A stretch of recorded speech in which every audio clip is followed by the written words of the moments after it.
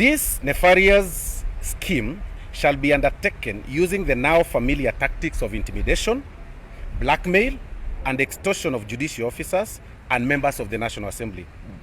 Threats of recall and removal, threats to life, withdrawal of personal security, targeted harassment of family members, including spouses and children, are among the many dangerous and illegal means that security agencies intend to use to achieve their ends.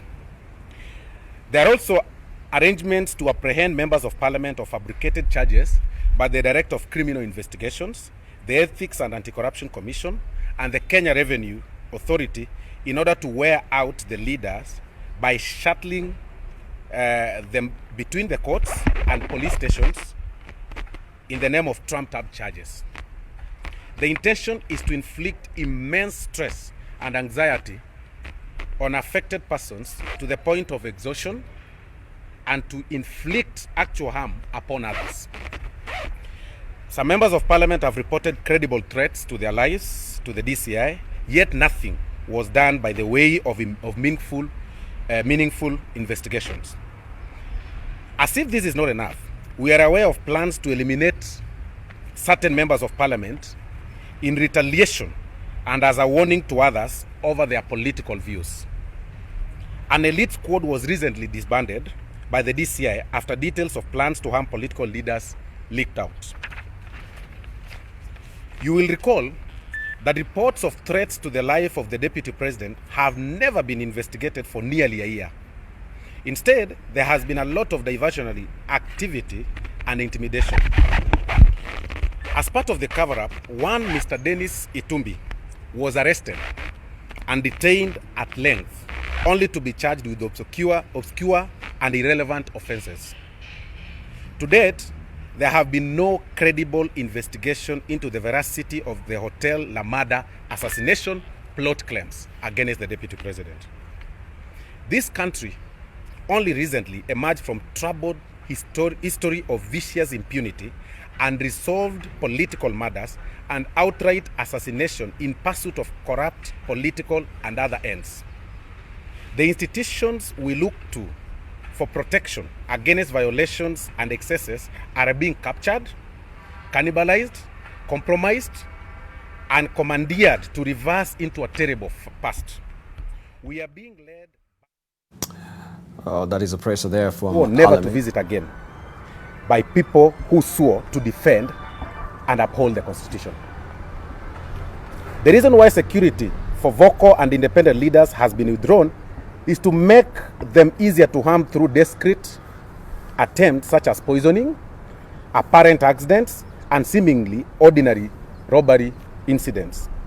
All this notwithstanding, we must, and we do, and we will forge ahead without hesitation, fear, or regret. We reiterate our commitment to uphold our Constitution and defend the rule of law. To this end, we shall not only resist attempts by a selfish cabal of brokers to destroy a publicly funded national party, but also defend our democracy as vigorously and courageously as necessary to defeat the agents of plunder and mayhem. We shall also protect the integrity and independence of institutions like Parliament, ODPP, the Inspector General of the National Police, and the Judiciary, and fight hard for their space and resources to operate optimally and secure the rule of law in our republic. We take great exception with the manner in which elected parliamentary leaders are being intimidated and purged without any reason. The planned removal of the Deputy Speaker of the Senate, Professor Kithure Kindiki, which comes hot on the heels of the illegal oust of Majority Leader Kipchumba Murkomen and Majority Whip Senator Susan Keheka, is callous and democratic, and is intended to subdue Parliament in its role as it checks the excesses of the executive. This is the height of betrayal of individuals who worked tirelessly to not only ensure the Jubilee Party wins the last general election, but guarded the administration in their respective positions while ensuring fairness and upholding the rule of law. We continue to reach out to our friends in the non-governmental sector, locally, and all our friends beyond our borders, including those to whom we have written through the foreign missions.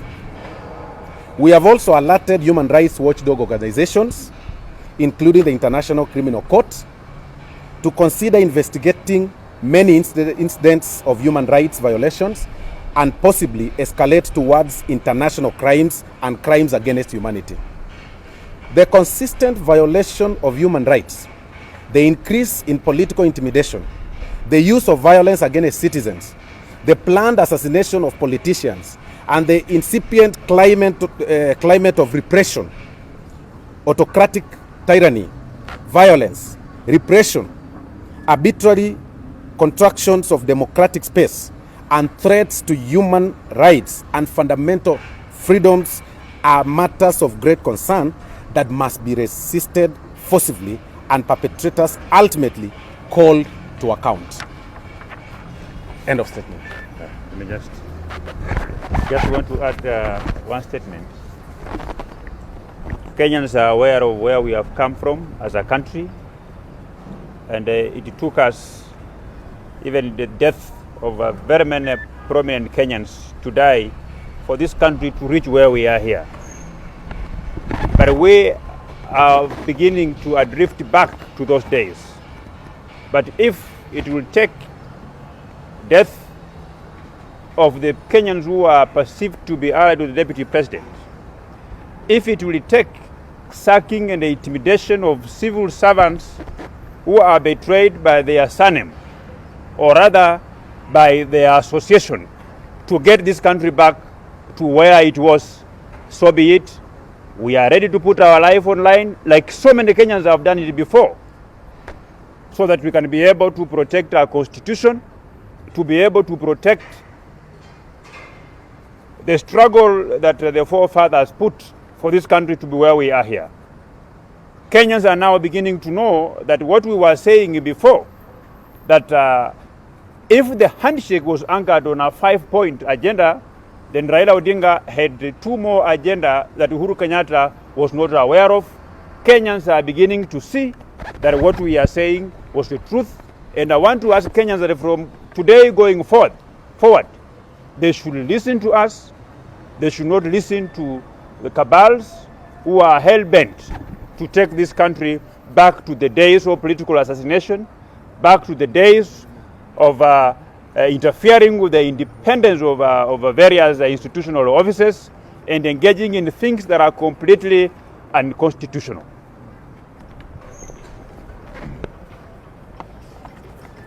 Let me add by just explaining to you, because maybe you are lost, what's happening in this country. And what's happening is very simple. Because of COVID-19 and because of the economic situation we are in, people who think that they own this country have concluded that they cannot hold a referendum. I have my chairman of budget committee here, we can confirm, Honorable Mushiri, Honorable Florence Bole, budget committee, because we don't have the money for the referendum. We are even trying to get money for very basic needs. So having realized that, they have decided now that they will bring these BBI changes to Parliament. But before they do that, they have to shoot us from the Air Force, from the air, up there.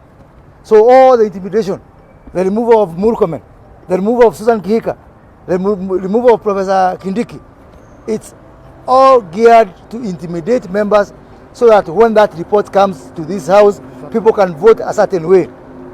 But unfortunately for them, you know, the nominated senators are mostly our sisters. When people are just left to intimidate women, what kind of men are they?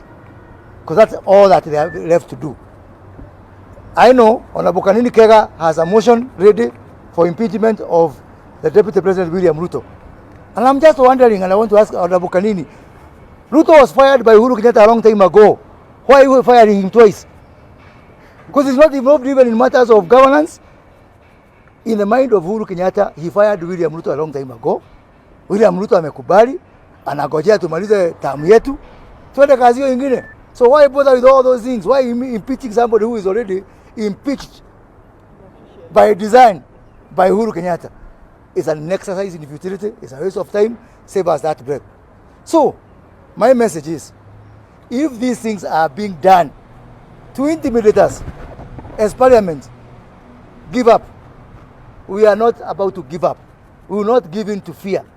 And as we have said again and again, we would rather die on our feet than live on our knees. Hakuna wakati tutakubali kuishi kwa vitisho.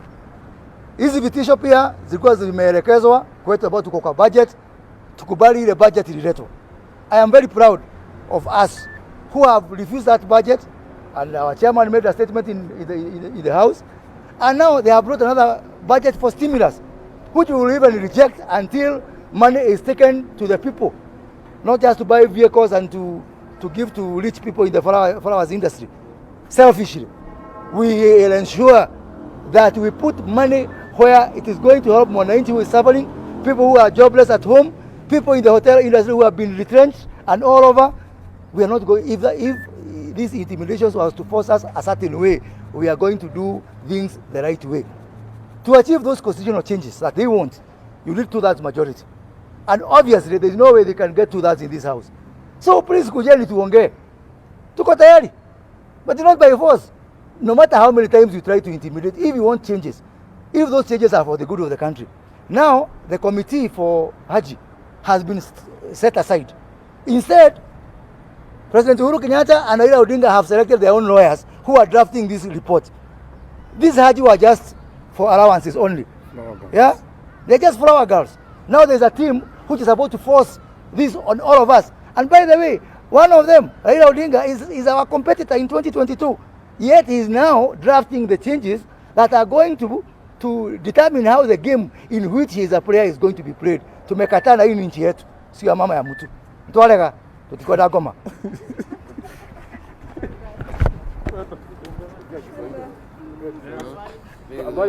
Ngoja kidogo mheshimiwa ongea. Acha niongeze kwa Kiswahili. Ninaunga mkono wenzangu vile wamesema. Mambo yale yote wamesema ni mambo nyeti. Na ni mambo inahitaji kufuatiliwa na kuangaliwa na Wanakenya. Lakini ajabu ni kuwa hawa wanaofanya hii hawaoni kama Wanakenya wanaangalia. Ukienda mpaka kwa mama mboga, maswali ni hii tunazungumzia hapa. Ukienda kwa manamba, swali ni hii tunazungumzia hapa. They are worried.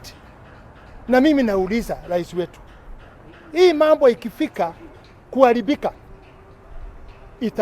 wewe ndio utabeba mzigo. Kwa sababu it's very expensive kubeba upinzani. Very expensive. Wamechukua pesa ya economy ya nchi yote, they have looted the money. Upinzani kazi yao ni hiyo, hawana kazi nyingine. Mwananchi saa hii ana shida, na tunauliza kama hii vita yote ni ya deputy na president. President is the boss.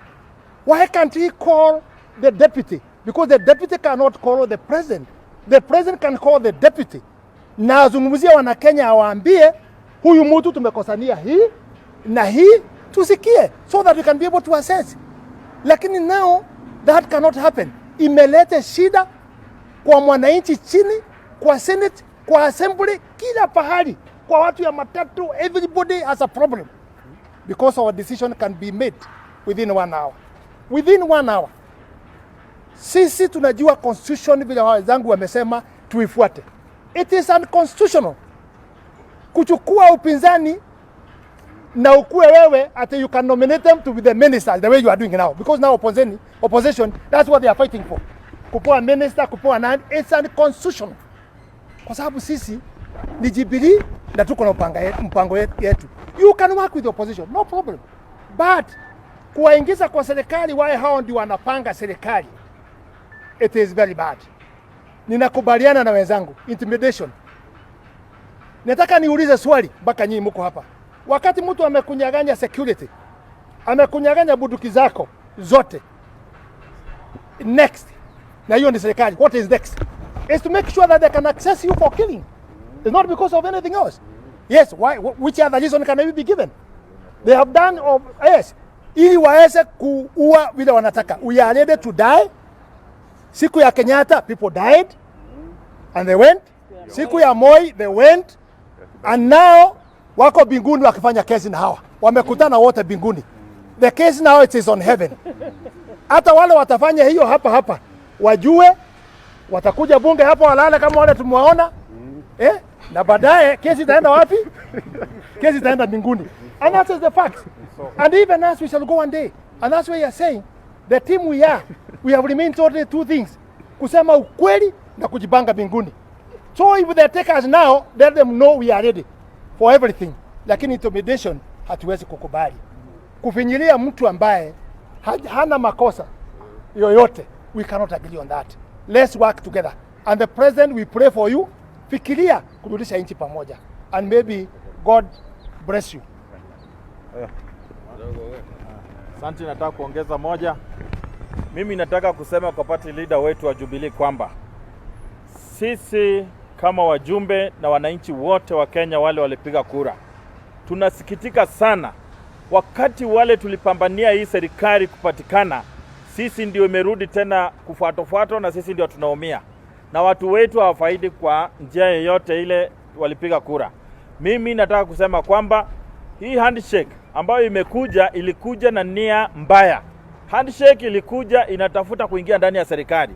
Na nataka kuambia party leader wetu kwamba asipochunga hali inaenda kuwa mbaya zaidi. Kama vile wenzangu wamesema, huwezi chukua watu wa nje kuja kwa serikali ati ndio wanaongoza nchi.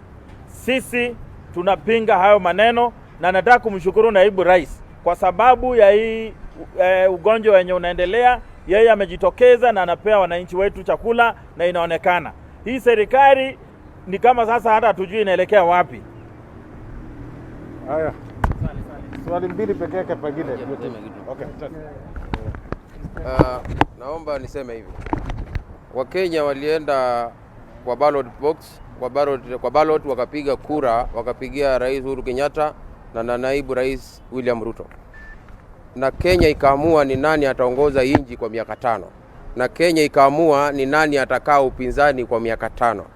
Lakini sasa hivi tunaona demokrasia imegeuswa. Wale watu ambao Kenya ilikataa ndio wanaongoza sasa hizi.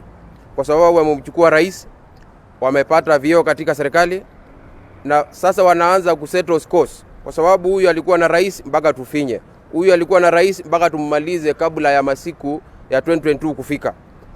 Kwanza demokrasia katika Afrika na demokrasia katika Kenya imefujwa. Kwa sababu wale watu walichaguliwa kuongoza nchi kwa chama ya Jubilee na affiliates wake sio wenye wako kwa uongozi saizi. Ni watu wengine ambao wameletwa mlango ya nyuma, na Wakenya walikataa wale watu. Hiyo ni jambo ya kwanza ambalo tunakataa. Jambo la pili, tunaelewa kuna sheria. Kuna sheria ya nchi kama Kenya, kuna sheria katika East Africa, kuna sheria ya Afrika, na kuna sheria ya dunia, kuna ICC, kuna koti za kidunia. Kwa sababu huwezi finya watu Kenya na wanyamaze. Watu watafinywa Kenya na watatafuta njia zingine za kujitetea. Kwa sababu tunaona saizi labda Rais Uhuru Kenyatta hana shida na mtu, lakini wale watu wameleta karibu Raila Odinga.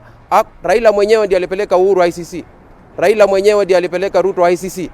Raila sahi yako tayari kufanyia mtu yeyote more than hiyo mambo ya ICC. Tunajua Uhuru hakupeleka mtu ICC, kwa hivyo tunamuelewa.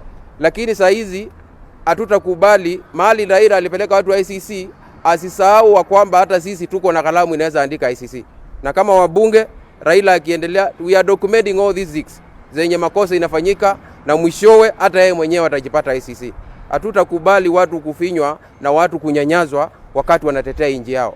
Mambo ya mtu kuja na kifua ndio wafuruge amani. What will happen when the dust settles? Kenya wakati dust settle tutasema nini? Huyu aliumizwa, nchi inaanza kuwa na mgawanyiko na chuki. Hiyo hatutaki. Lakini waelewe ya kwamba ile kalamu iliandika barua ICC bado iko hapa Kenya, barua inaweza andikwa. Yes.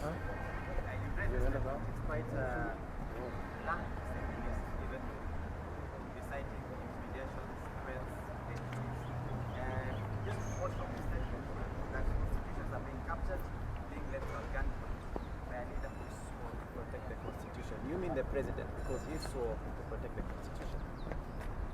Precisely. You know, when everything rises and falls on leadership. When institutions are crumbling, when institutions are failing, the blame goes to the top. everything goes back to the top. So we really do not, I mean, your guess is as good as mine. Who is at the top? Let me add here, so that there's no guesswork. This country is officially under a dictatorship.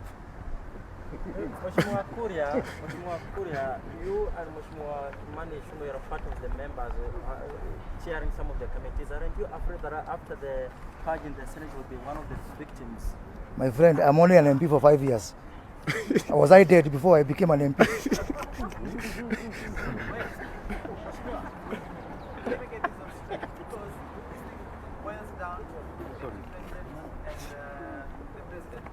No, it's not about that. It's about honesty, my friend Sam. It's about honesty. Ni dhulma. It's not about president and deputy president. It's about righteousness and evil. Mungu na shetani.